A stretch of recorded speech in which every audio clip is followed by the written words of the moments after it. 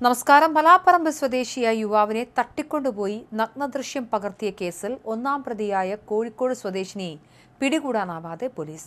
ബംഗളൂരുവിലെ താമസ സ്ഥലത്തു നിന്നാണ് യുവതി അടക്കമുള്ള 6 അംഗ സംഘം 21-കാരനായ യുവാവിനെ തട്ടിക്കൊണ്ടുപോയത്. മാധ്യമങ്ങളെ അടക്കം പെൺകുട്ടി ഫോണിലൂടെ ബന്ധപ്പെടുമ്പോഴാണ് ഇവരെ പിടിക്കാൻ പോലീസിന് കഴിയാത്തത്.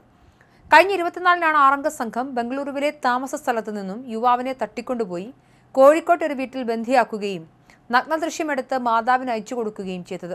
ഇതിൽ ചേവായൂർ പോലീസ് കേസെടുത്ത് അന്വേഷണം നടത്തുകയാണ്. ഇതിനിടെ അന്നത്തെ ദിവസം തനിക്ക് നേരിട്ടത് ക്രൂരമായ പീഡനമായിരുന്നുവെന്ന് യുവാവ് ചൂണ്ടിക്കാട്ടി. ദുബായിൽ ജോലി ചെയ്യുകയായിരുന്ന യുവാവ് നാട്ടിലെത്തി തിരിച്ചു പോവാനിരിക്കുകയായിരുന്നു. ഈ ഘട്ടത്തിലാണ് തട്ടിക്കൊണ്ടുപോകൽ.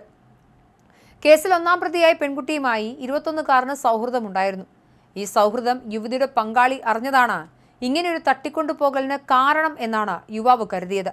എന്നാൽ അങ്ങനെയല്ല എന്നും ഹണി ട്രാപ്പ് പോലെ പെൺകുട്ടിയടക്കം ഗൂഢാലോചന നടത്തിയാണ് തന്നെ തട്ടിക്കൊണ്ടുപോയി മർദ്ദിച്ച് 8 ലക്ഷം രൂപ മോചനദ്രവ്യം ആവശ്യപ്പെടുകയും നഗ്നദൃശ്യം പകർത്തുകയും ചെയ്തതെന്നും 21-കാരൻ പറഞ്ഞു.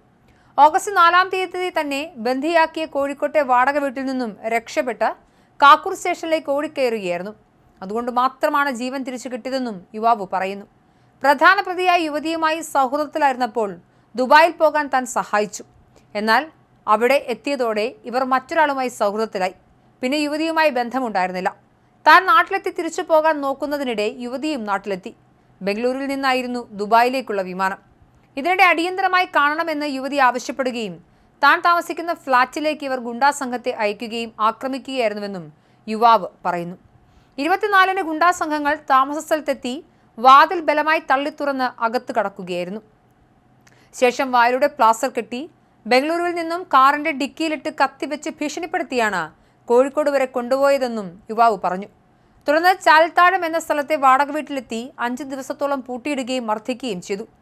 ഹോക്കി സ്റ്റിക്ക് കൊണ്ട് മർദ്ദിച്ച് കത്തികൊണ്ട് മുറിവേൽപ്പിച്ചു. കേസിൽ യുവതിയാണ് ഒന്നാം പ്രതിയെന്ന് നേരത്തെ തന്നെ പോലീസിന് വ്യക്തമായിരുന്നു.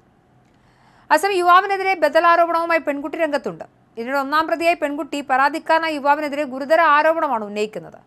സൗഹൃദം മുതലാക്കി നഗ്നദൃശ്യം പകർത്തിയെന്നും അത് പണത്തിന് വിറ്റു എന്നുമായിരുന്നു ആരോപണം. മാത്രമല്ല യുവാവ് MDMA ഉപയോഗിച്ച് തന്നെ ഉപദ്രവിക്കാറുണ്ടായിരുന്നുവെന്നും പെൺകുട്ടി പറഞ്ഞു.